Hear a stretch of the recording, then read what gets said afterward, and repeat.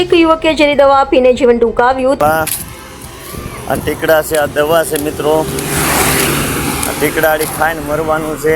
તારીખ 11/6/2025 રોજ રવિભાઈ મગનભાઈ દેવી પૂજક ઝેરી દવા પીને આત્મવિલોપન કરેલું અને પેલા એક વિડીયો બનાવીને જણાવેલું કે કયા કારણોસર મરવા મજબૂર બનવું પડ્યું તે અંગેની પરિવાર અને દેવી પૂજક સમાજને જાણ થતાં ચલાલા શહેર પોલીસને જાણ કરવામાં આવેલી તો કોઈએ કાર્યવાહી કરેલ ન હોવાથી તારીખ 16/6/2025 રોજ દેવી પૂજક સમાજ બહોળી સંખ્યામાં ચલાલા શહેરના પીઆઈ સાહેબ GR વરોયા સાહેબ પાસે ન્યાયની માંગણી કરતા પહોંચેલા અને ત્યારબાદ ફરિયાદ નોંધી અને આગળની કાર્યવાહી શરૂ કરવામાં આવી। રિપોર્ટર મનીષ રાઠોડ, એને ન્યૂઝ ચલાલા।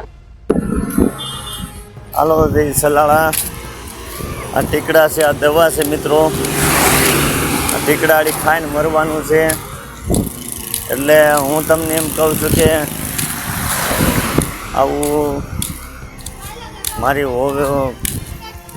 2 દિન 10 દિન 15 દિન વહી જાય છે, 15 દિન 20 દિન વહી જાય છે અને મારી માથે આવું કરે છે અને મારી બેન કરાવે છે અને મારું બનેવી જે જલારપુર ગામ છે એનું ઢસાફાએ એનું નામ પરવીન નામ છે અને સાહેબ એની માથે કડીથી કડી સજા આપો અને એને કાર્યવાહી કરો સાહેબ। અને હું જો મરવા જઈ રહ્યો છું અને મરી જવાનો છો અને તમે આ બધું કાર્યવાહી કરો, નમન વિનંતી। અને આ બધું તમારી માથે છે સર, કારણ કે હું તો મરી જવાનો છું, બધી એવું છે બધું સર। જય માતાજી, જય ભારત, જય નમસ્કાર। જીવતો રહે તો બીજો જન્મ લઈ રહે હો, જય ભગવાન। કે 5 દિવસથી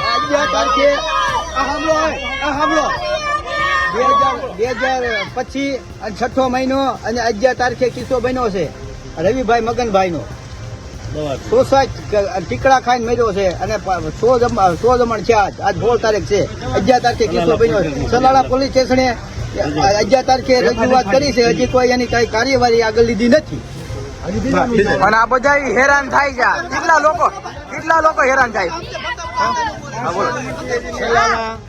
રવિભાઈ મગનભાઈ જે ટીકડા ઝેરી દવા પીને મરેલો છે, તો 4 દીથી દવાની કાર્યવાહી અમે પોલીસ સ્ટેશનમાં જાહેરાત કરેલ છે, તો આરોપી 4 દીથી પકડાયેલ નથી અને હેરાન થાવી છે એટલા લોકો।